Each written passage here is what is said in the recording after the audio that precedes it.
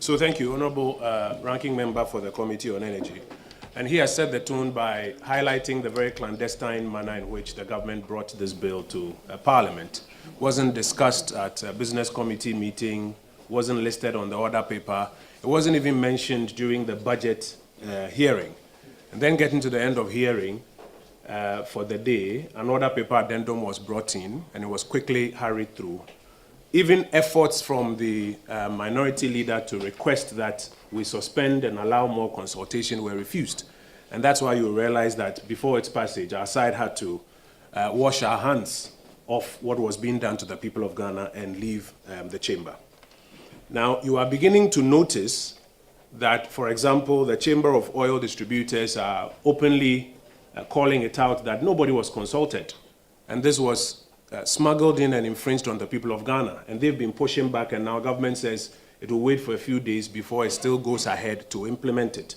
You are also noticing that the driver unions are shocked and are calling government out for what it has done and are threatening even demonstrations in some instances. Now, we want to take a moment to highlight some things about the levy that, because the people of Ghana didn't get an opportunity to have a full discussion on it, have come up and we think we need to draw your attention to. First is the rate that is being charged.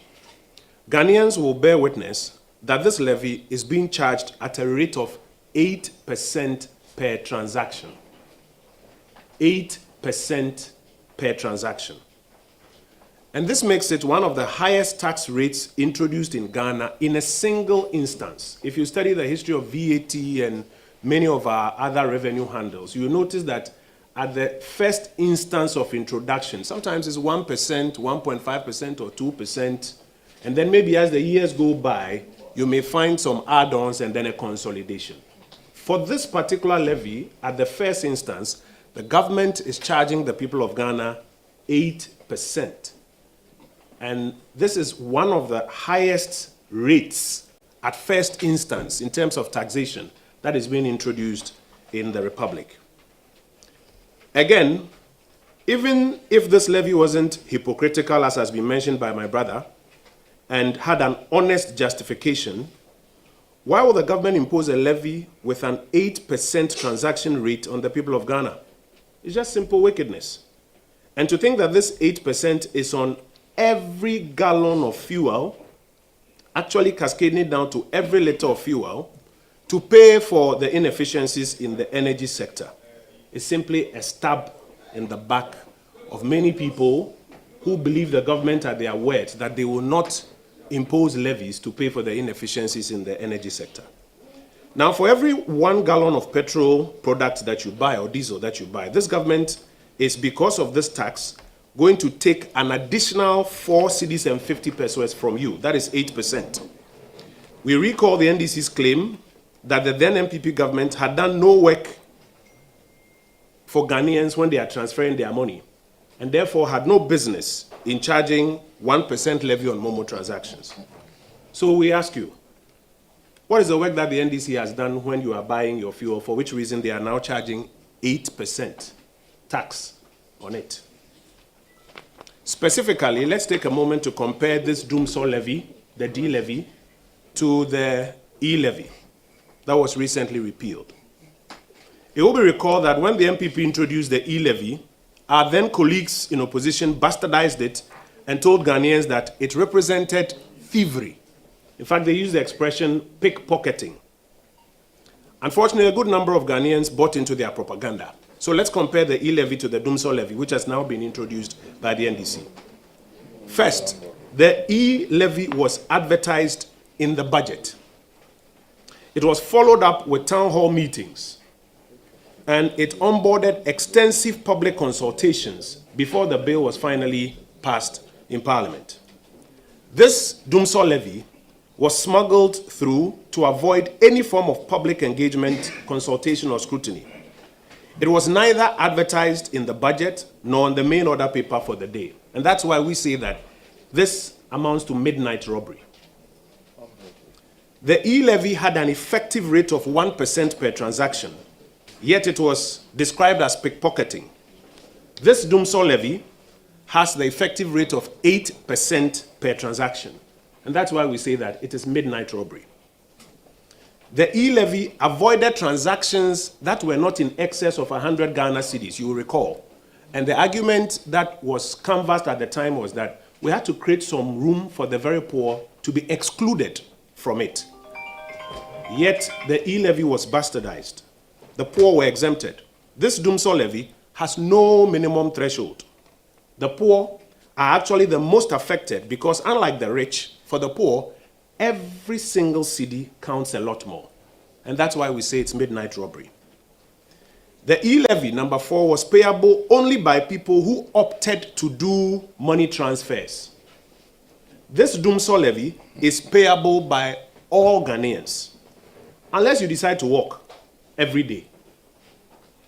Because even if you're a farmer and you are buying fuel for your tractors to work on your farm, you will pay this Dumsor levy that this government has just imposed. It's payable by everybody. Number 5, while the E-Levy had a limited cascading effect, this Dumsor levy has a total 100% cascading effect because it affects transportation. And consequently, any item that is transported, food, clothes, whatever, once you are transporting it, there's a cascading effect that eventually, when we go full circle, will be paid by the everyday Ghanaian. Number 6, the E-Levy was designed to yield approximately 2 billion Ghana cedis from persons who elected to do transfers or transactions. Now, colleagues, you are here in Parliament. You will recall the day that the E-Levy was repealed. Our good friend, the majority leader, was on his feet, shouting his voice hoarse that the government has put 2 billion cedis back into the pockets of Ghanaians. I'm sure you recall. This Dumsor levy is taking from everybody over 5.7 billion cedis for this fiscal year. So if repealing the E-Levy put 2 billion back into the pockets of Ghanaians, what does introducing the Dumsor levy that takes away 5.7 billion do? In his own words, this government is taking 5.7 billion Ghana cedis from the pocket of Ghanaians. And we think it is very dishonest because if you claim that you are giving Ghanaians 2 billion back, which was so untoward, it was evil by the previous administration, how do you give back 2 billion and take 5.7 billion from the people? It's only the NDC government that does that, justifies it, and expects everybody to say that that is some smart economic approach. We, however, have some alternative suggestions to make to the government, and I'd like to highlight a few of them.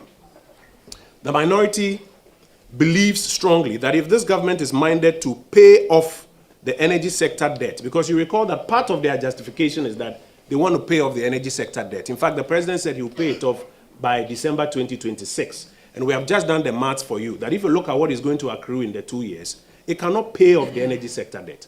But let us assume that they are being honest with that they want to pay off the energy sector debt. We think that what the government should do is to conclude the renegotiations of the of the power purchase agreements which were started by the previous administration, and to pass on 2 things, the fuel and capacity charges into the PPAs. Government should include these in the tariff calculations to eliminate the need for off-book debts that are caused by the take or pay clauses in the energy sector contracts that were signed between 2013 and 2016. And you will recall that that is one of the major challenges that has created the stock of energy sector debt. The capacity charges and the take or pay charges, which could not be included in the tariffs. And so every now and then a bill is sent to the finance ministry to pay, and that bill is accumulating. If the government is really intended to pay, one of the things it should do is to complete the renegotiation, move the fuel purchases and the excess capacity charges into the PPAs, so that when people consume a certain realistic amount, then they will pay. Number 2, government should quicken the efforts to bring efficiency into the operations of GRIDCO and ECG to reduce transmission, distribution, and other technical losses. You have followed the arguments that part of the problem is the losses occasioned during transmission and distribution and collection. If government really means well, that is one of the areas to focus attention and front load. Number 3, we're asking government to pursue the strategy that we proposed in 2024 to go heavily into renewable energy, as advertised, for example, in our manifesto, to reduce the need for fuel importation and its consequent negative impacts on the economy. And you will recall that prior to 2024, in the elections, we signaled that if the NPP was in power today, we'll focus heavily on augmenting with solar power, so that this whole thing of buying HFO and fuel for the power plants will be reduced. And you don't have to then come and impose these levies on Ghanaians at 8% to pay for the inefficiencies in the sector, contrary to the promise that you made. In closing, colleagues, it's already clear that the government intends to go ahead with the implementation of this draconian levy, and they will not listen to anybody's plea, anybody's reasoning, or anybody's alternative ideas. We as a minority group representing over 10 million Ghanaians, and sometimes people say, oh, they are just 88. In our 88 constituencies, you will find over 10 million Ghanaians. We want to advertise that we'll be embarking on the following. Number one, we'll continuously engage the people of Ghana, civil society groups, driver unions, and the media to showcase the true impact of this draconian and negative levy that the government is imposing on us.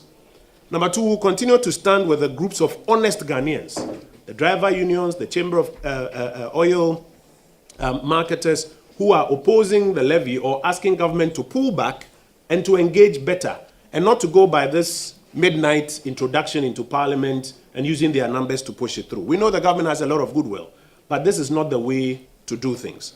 Number three, we'll continue to stand in solidarity with the Chamber of Oil Marketing Companies in their position that this downstream sector is already heavily overtaxed. And now if you add this new levy, effectively about 26% of what you are paying at the pump is all taxes. And we'll continue with our advocacy to government to withdraw this levy and adopt less painful and more pragmatic options, some of which we have suggested in this afternoon's press briefing. We are grateful to you for your attendance, and we look forward to further engagements on this subject. We'll take your questions and do a quick summary in chief. All right, thank you very much. Just